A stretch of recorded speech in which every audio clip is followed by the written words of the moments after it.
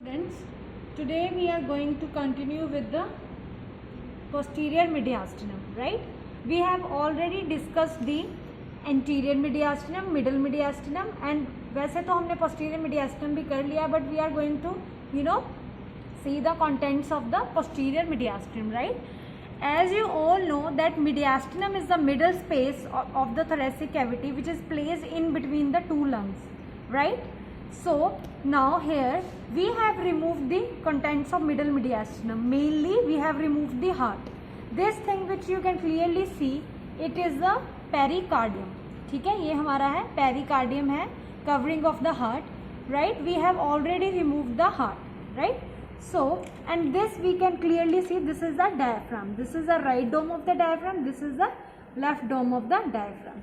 Now we should know that posterior mediastinum that comes in the category of the inferior mediastinum. Inferior mediastinum के तीन parts थे, anterior, middle and posterior, right? So now we are just going to discuss the posterior mediastinum. Posterior, first of all, the boundaries of posterior mediastinum. Anteriorly we have pericardium. This is the pericardium. ठीक है, ये हमारा आगे हो गया. Anteriorly pericardium.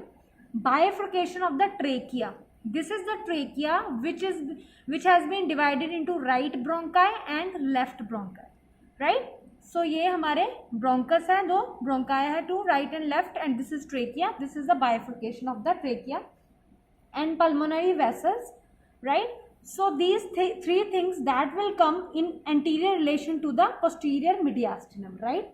Posteriorly we have, you can just clearly appreciate, this is the thoracic vertebral column. We can say thoracic part of the vertebral column, lower 8 thoracic vertebrae and their intervening discs that will comes in the posterior relation of your posterior mediastinum, right? And on each side we will have mediastinal pleura. We have already removed the lungs along with the pleura. So on the each side mediastinal pleura will comes in the relation of posterior mediastinum, right? Now we have to discuss the contents of the posterior mediastinum. First of all, अगर हम इस तरह से मैंने trachea को remove किया, this muscular tube you can clearly appreciate, this is the esophagus, right? This is the esophagus and it will comes in the contents of your posterior mediastinum, right? After this, another content, that is this thing. This is the thoracic aorta. Now this thing which you can see, this actually it is this is an special case. ये हमारा aneurysm है इसका, descending thoracic aorta का. Aneurysm is just nothing but it is a morbid enlargement of the artery, right? Abnormal enlargement है ये, aneurysm है जो हमारी ट्यूनिका मीडिया एक पोर्शन होता है, आर्टरी का लेयर होती है, उस लेयर की जब enlargement हो जाती है, ठीक है, तो क्या बन जाता है, aneurysm. This is an aneurysm, right? इसी का ही पोर्शन है ये, don't get confused, ठीक है. उसके बाद we will have azygous vein. You can see here azygous vein on the right side, right? Azygous vein, azygous word का मतलब होता है that means unpaired, ठीक है. This is azygous vein. और left side जो azygous vein के complementary चीज होती है left side में, that will be hemiazygous system and accessory azygous vein, ठीक है. ये लेफ्ट साइड पे क्या क्या होगा, हेमियोजाइगस वेन एंड एक्सेसरी हेमियोजाइगस वेन, ठीक है. और राइट साइड पे क्या हुआ हमारे पास, अजाइगस वेनस सिस्टम, ठीक है. ये हमारे कंटेंट्स में आएगा, right. After this we will have nerves which is your vagus nerve. One is vagus nerve, right vagus nerve and left vagus nerve, और pair of vagus nerve we can say, ठीक है. उसके अलावा हमारे पास आती है splanchnic nerves, right. On right side you can clearly appreciate this thing. This is the splanchnic nerve. The word splanchnic means viscera, ठीक है. So these are the nerves which will supply sympathetic innervation to your viscera, ठीक है. We will have three nerves, greater, lesser and least splanchnic nerves, right, ठीक है. और ये हम आगे further classes में करेंगे, ठीक है. Now we are just going to continue with the details of the contents, right? First of all we are going to discuss esophagus, right? So what is esophagus? Esophagus is a narrow muscular tube which forms the food passage between the pharynx and stomach, right? It extends from the lower part of the neck to the upper part of the abdomen. The esophagus is about 25 centimeter in length and it is flattened anterior-posteriorly. You can clearly see it is flattened anterior-posteriorly, right? And lumen is kept collapsed. It is collapsed. The lumen of the esophagus is collapsed and it will dilate only during the passage of the food, right? The pharyngo-esophageal junction is the narrowest part of the alimentary canal, right?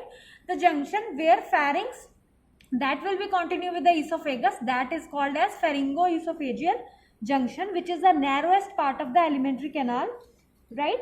And the level where it will begin, the level is, it begins at the lower border of the cricoid cartilage where it is continues with the lower end of the pharynx. So हमें ये पता होना चाहिए कि pharynx है जो वो कहाँ पे end होता है और esophagus कहाँ से शुरू होती है, that is the at the lower border of the cricoid cartilage, right? And esophagus will descends in front of vertebral column. ये हमारा vertebral column है, इसके front से जा रही है esophagus, ठीक है? Through the superior, क्योंकि हमने superior mediastinum पढ़ा था तब भी इसको पढ़ा था, it will just cover superior mediastinum and posterior part of the mediastinum, right? And it will pierce the diaphragm. This is the diaphragm. तो यहाँ से नीचे से जाएगी. अभी यहाँ पे तो aneurysm है तो दिख नहीं रहा, और ये यहाँ से diaphragm को pierce करेगी. किस लेवल पे? T10 वर्टिब्रा के लेवल पे, ठीक है? तो ये हमें पता होना चाहिए, राइट? सो मैं आपको इसकी जो इंपॉर्टेंट चीज है that is the 4 constrictions of the oesophagus. You should know its level.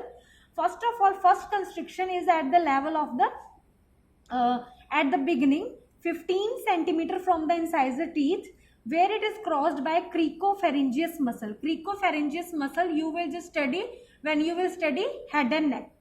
Second constriction where it is crossed by aortic arch. तो ये हमारा descending thoracic aorta है, ठीक है? यहाँ पे कहीं आर्च थी, जहाँ पे आर्च उसको क्रॉस कर रही थी एक कंस्ट्रिक्शन वहां पे होती है, यानी अप्रोक्सीमेटली इस लेवल पे, ठीक है? इसका जो एग्जैक्ट लेवल है that is 22.5 centimetre from the incisor teeth, right?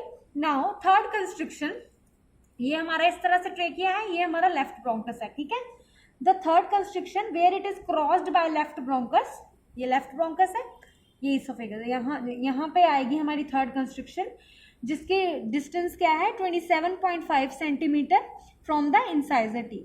And last constriction where it will just pierce your diaphragm. I have already told you at the level of the T10 vertebra. ये ऐसे जा रही है, यहाँ से पीछे से जाके यहाँ पियर्स करेगी. अभी ये एन्यूरिज्म आगे आ गया एक्चुअली, ये जा रही है इस तरह से, ठीक है? पीछे से इस तरह से. Clear? So it was about your oesophagus. Now let's come to the clinical anatomy of esophagus. As we know, we can clearly see this is your trachea and this is your esophagus. ठीक है? Both are in close relationship. Actually होता क्या है during development, ये दोनों थे जो वो एक ही ट्यूब थी, ठीक है? डेवलपमेंट के टाइम पे क्या होगा, दोनों में एक सेप्टम बना, बीच में सेप्टम बना और दोनों अलग अलग ट्यूब्स में डिवाइड हो गई, ठीक है? बट कभी कभी क्या होता है कि ये जो दोनों एक ही ट्यूब थी, ये यहाँ पे बीच में सेप्टम नहीं बनता और यहाँ पे बीच में दोनों के बीच में कम्युनिकेशन रह जाता है जिसको हम बोलते हैं ट्रेकियो oesophageal fistula, right? Improper separation of the trachea from the esophagus during development that will give rise to your tracheoesophageal fistula. Fistula means communication, which is an abnormal thing, right? Now your esophagus, next clinical condition is esophagus that is in relation to the left atrium, है ना? अभी हमने heart remove कर दिया है, तो what can happen if there is a hypertrophy of left atrium? hypertrophy होगी अगर left atrium की, that can cause what? that can compress your esophagus. now अगर वो इसको compress करेगा तो क्या होगा? there is a condition which is called as dysphagia, which is called as difficulty in swallowing, ठीक है? और difficulty in passage of the bolus, right? ठीक है? तो ये हमें पता होना चाहिए, this is very very important, है ना? और जो लेफ्ट एट्रियल इलार्जमेंट होता है वो किस केस में होता है? माइट्रल स्टेनोसिस के केस में. We have seen mitral valve in case of left AV valve को ही हम माइट्रल वाल्व बोलते हैं, ठीक है? जब वो हमारा जो ऑरिफेस है वहाँ पे वाल्व्स लगे हैं, माइट्रल वाल्व, ठीक है? अगर ऑरिफेस वो छोटा हो जाए, स्टेनोसिस का मतलब होता है नैरोइंग, नैरो हो जाएगा तो लेफ्ट एट्रियम बार बार इस तरह से कॉन्ट्रैक्शन की वजह से मसल की हाइपरट्रॉफी हो जाएगी. हाइपरट्रॉफी हो जाएगी तो इनलार्जमेंट हो जाएगी, और लेफ्ट एट्रियम इनलार्जमेंट इसको कंप्रेस करेगा. So you should know all these things, right. Now we are just going to discuss your formation of the sympathetic nerves, right? First of all, you should know it very well that thoracic sympathetic trunk is a ganglionid chain which is situated on each side of thoracic vertebral column, है ना. So here we can clearly see on the right side, ठीक है, ये जो vertebral column ये रहा, इसके parallelly एक चेन जा रही है ganglionid, ठीक है, गैंग्लियंस है उसमें, ठीक है. So that is called as thoracic sympathetic trunk we can say, और थोरेसिक सिंपैथेटिक चेन, ठीक है. अभी इसकी फॉर्मेशन कैसे होती है हमारी स्प्लैंक्निक नर्व्स की, right. We have 3 types of splanchnic nerves, greater, lesser and least. Greater splanchnic nerve is form by 5 roots from ganglion 5 to 9, ठीक है, and it descends obliquely on the vertebral bodies, ठीक है. Now next आती है जो हमारी, that is lesser splanchnic nerves which is form by 2 roots from the ganglion 10 and 11, and least splanchnic nerve that will continue as the 12, 1 root from ganglion 12, ठीक है. तो ये हमें तीनों स्प्लैंक्निक नर्व्स पता होनी चाहिए. ग्रेटर कैसे बनी, फ्रॉम गैंग्लियन 5 to 9, 10 और 11 से बनी लेसर स्प्लैंक्निक नर्व, और 12 कंटिन्यू इन लीस्ट स्प्लैंक्निक नर्व्स, ठीक है.